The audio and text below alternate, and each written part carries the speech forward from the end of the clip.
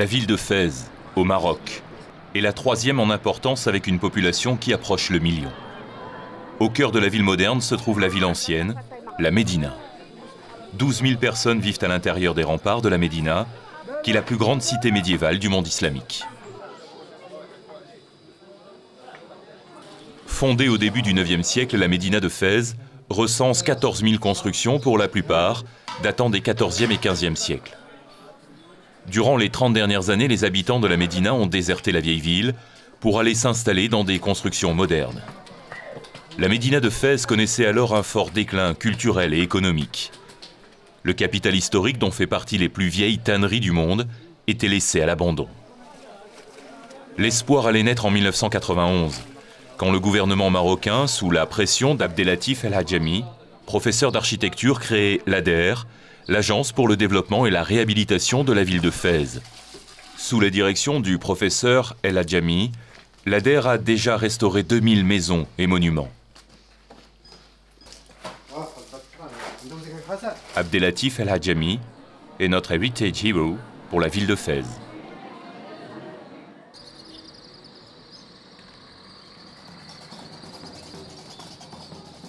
La Médina de Fès est entourée par 24 km de murailles.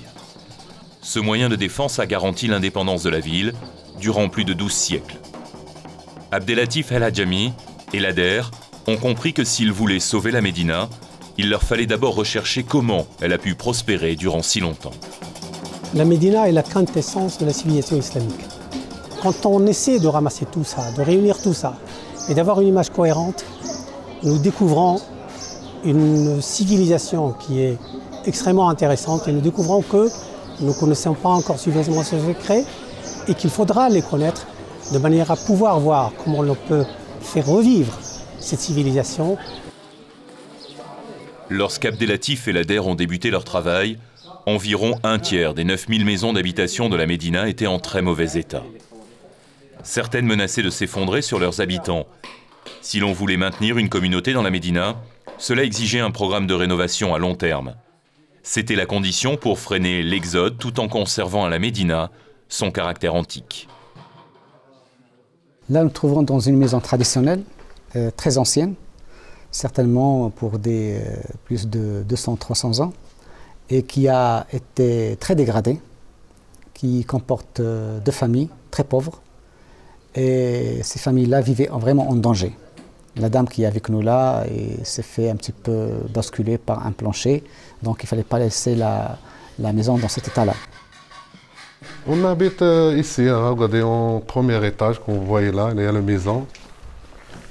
De faire vivre un petit peu confiance, parce que ça, comme vous voyez, ça, c'est pas des habitants qu'on peut habiter pour dormir.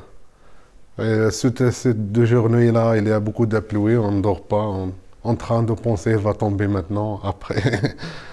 Mais là, on restaure vraiment avec les techniques traditionnelles, avec des matériaux, je dirais, traditionnels, à savoir la brique cuite, la chaux qui est bien fermentée et le bois de cèdre.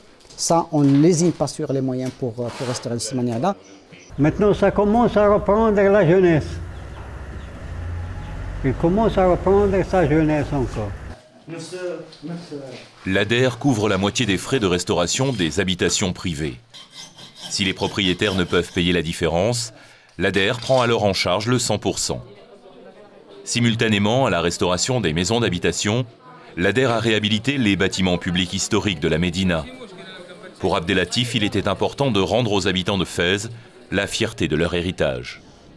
Dévoiler les secrets de la Médina, connaître les fondements, c'était notre souci. Relever les éléments du processus et les faire réactiver de nouveau. C'est ça ce qu'on voulait faire au niveau de la sauvegarde de Fès. Parce que se concentrer simplement sur le côté touristique et monumental, on tomberait sur ce que je dirais le plaisir pour les uns et la misère pour les autres.